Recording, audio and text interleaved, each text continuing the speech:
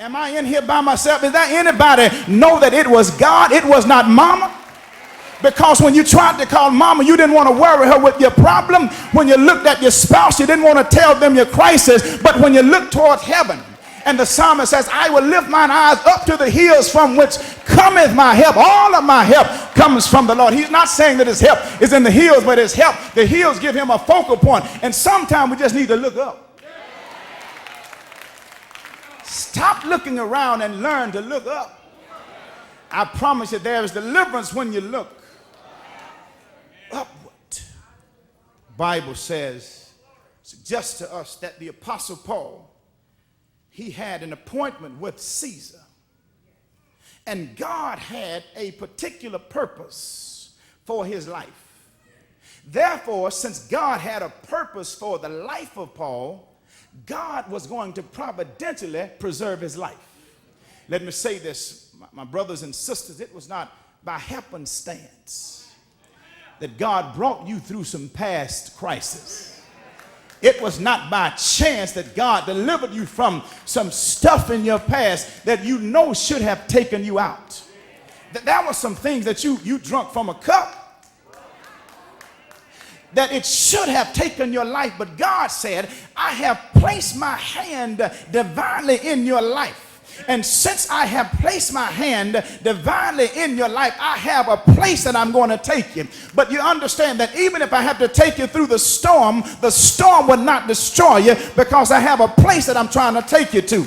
And that's what I like about our God. When God has a destiny that has been designed divinely for us, he will take us from point A to point B. He did not say you wouldn't have trouble going through or getting to your divine destiny, but he does say that even in spite of what you go through, I know how to take you to it.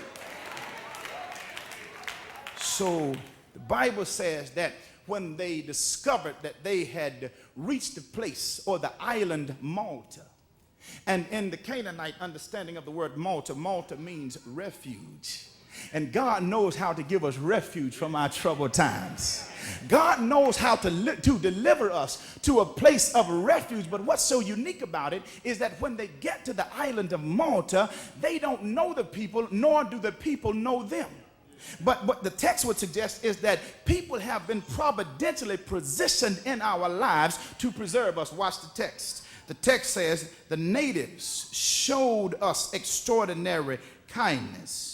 For because of the rain that had set in and because of the cold, they kindled a fire and received us all, simply suggesting God took the pain of their past, which was the storm, and God placed them or brought them and positioned them in a place, in a present place, where the people who were right there in their present, God was going to use them to preserve them. I'm simply trying to say to you that even though God will take you to some places, to some people that you don't know, God has already fixed the hearts and the minds of those persons that when you get there, he has them prepared to preserve you. If you don't believe it, ask Elijah. When he takes his trip from that brook Cherith to a place called Zarephath, when he goes from Cherith to Zarephath, God has already predestined a widow woman there to take care of him. God has had a conversation with the prophet. He says, I want you to go to Zarephath, and I have a widow who's there who will sustain you. Now, Elijah does not know her name, nor does he know what she looks like. The widow does not know that Elijah is coming, nor does she know his name. But from the time Elijah left Cherith, when the brook dries up, and by the time Elijah makes his journey to Zarephath, God has gotten in the mix of the mind of the widow. God has fixed the heart and mind of Elijah, and when they meet, they realize who each other really is. And that's how God does it. God knows how to place people in your life. Let me help my college students who are going to college. Although you're going to leave mama and daddy, God has some folk right there waiting for you at that university. You don't know them, but God has some other students who are going to come there, and God has providentially positioned them to be your roommates, to be your schoolmates, that he'll help them to take care of you. Is there anybody in this room know that God has taken you to some places and he has placed some people in your life when the devil had put you in a fix and you thought that the devil had thought he had messed you up, but God had some folk in your life, and all you had to do was just get to that Malta, to that place of refuge, and God had some folk waiting right there to preserve your life. The Bible says that the natives did not even know them. King James Version translated as this, the barbarians, and they use this word barbarians because the Greeks would call any other Greek who is not a Greek-speaking Greek a barbarian. It's not a term of condemnation, but it was suggesting that that was just the order of the day. That was the sits and labor or the setting in life for them.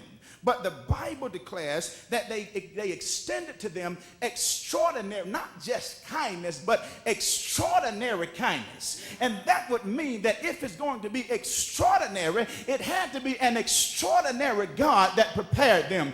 If there anybody in here right now that knows God does things in an extraordinary kind of way, he's not just an ordinary God, but he's an extraordinary God. He does things in ways that our minds cannot even fathom, because he's an infinite God, and our finite minds cannot register all of the great things that our God will do in our lives. But the Bible says, for because of the rain that had set in, and because of the cold, they kindled a fire and received us all. What is unique about it is that they didn't know them, but they reached out to them. How sad of a commentary is it for us in the Christian church? We have to know you, or you have to be in the know before we are willing to reach out and help you. But if I am going to be Christ-like, if I am going to be an imitator of God, and that word imitate in the Greek simply means to mimic God, I have to reach out to those. Even if I don't know you by name, the mere fact that you are here ought to cause me to just be kind to you. Let me just get a little bit messy if I can while I'm up here at the pulpit. You know how it is in the church. Some folk, they will shake your hand if they think that you are quote unquote somebody. But if you are what they call a nobody, now that's what the folks say. I think everybody's somebody. But some folk, they have distinguished this whole classism in church, that you have to be of a certain class. But last time I checked, God has allowed this blood to run in all of our veins. And wherever you are in life, you have to know that it's by divine providence. How is it that you can walk up in this house and act like God owes you something, when if it were not for God leaning over, let me use anthropomorphism, if it were not for God leaning over the banister of heaven and looking at you this morning and saying, get up, baby, you would have still been sleeping right now. And the audacity to walk in this house and turn your nose up to somebody because you don't know them. Who are you? It is by the grace of God that we are where we are. And if it were not for God just having mercy on all of us would be somewhere out on a street corner. All of us would be somewhere strung out on drugs and alcohol. Baby, don't get beside yourself because you have a few things and other folk don't, because the real reality of it is you really don't know what somebody has. Don't try to read the book based on the cover, baby, because what you see is not always what you get. I'm in this house. I thank God for what he has made me. I may not be what you want me to be, but I thank God I'm a long way from where I used to be. And in the sight of God, I am somebody.